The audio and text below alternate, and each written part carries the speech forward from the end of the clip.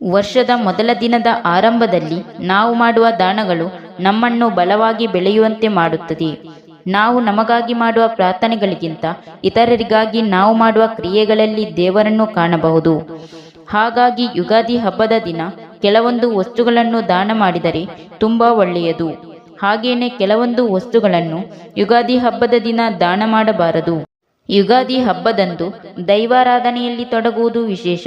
ಮಾವು, ಹಲಸು, ಬಾಳೆಹಣ್ಣು, ವೀಳ್ಯದೆಲೆ, ಆಭರಣಗಳು, ಅಕ್ಕಿ ಮುಂತಾದ ಮಂಗಳಕರ ಪದಾರ್ಥಗಳಿರುವ ತಟ್ಟೆಯನ್ನು ಪೂಜೆಯ ಕೋಣೆಯಲ್ಲಿಟ್ಟು ಹೊಸ ವರ್ಷದ ದಿನದಂದು ಮುಂಜಾನೆ ಅದನ್ನು ನೋಡುವುದು ಮಂಗಳಕರ.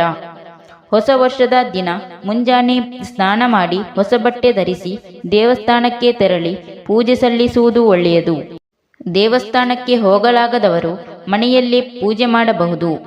ಯುಗಾದಿಯಂದು ಸುವಾಸನೆಯಿಂದ ಕೂಡಿದ ಖಾದ್ಯವನ್ನು ತಯಾರಿಸಲಾಗುತ್ತದೆ.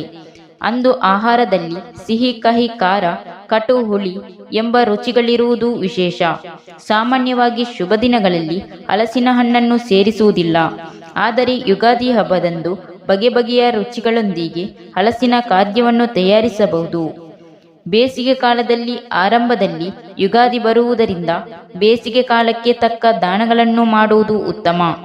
ಜಾತಕದಲ್ಲಿನ ದೋಷಗಳನ್ನು ಹೋಗಲಾಡಿಸಲು ಛತ್ರಿದಾನ, ಗಂಧದಾನ, ಇತರ ವಸ್ತುಗಳ ದಾನವನ್ನು ಮಾಡಬಹುದು.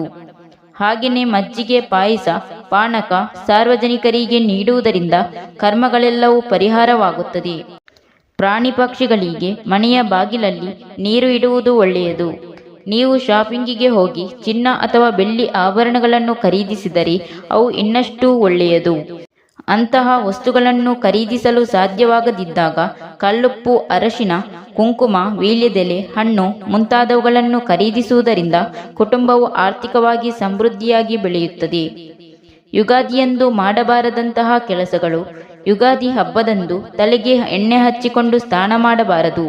ಸಾಮಾನ್ಯವಾಗಿ ಹಿಂದೂಗಳು ಮಾಂಸಾಹಾರವನ್ನು ತಿನ್ನುವುದು, ಉಗುರು ಕತ್ತರಿಸುವುದು, ಗಡ್ಡ ಬೋಳಿಸುವುದು, ಕೂದಲು ಕತ್ತರಿಸುವುದು ಇತ್ಯಾದಿಗಳನ್ನು ಈ ದಿನ ಮಾಡಬಾರದು.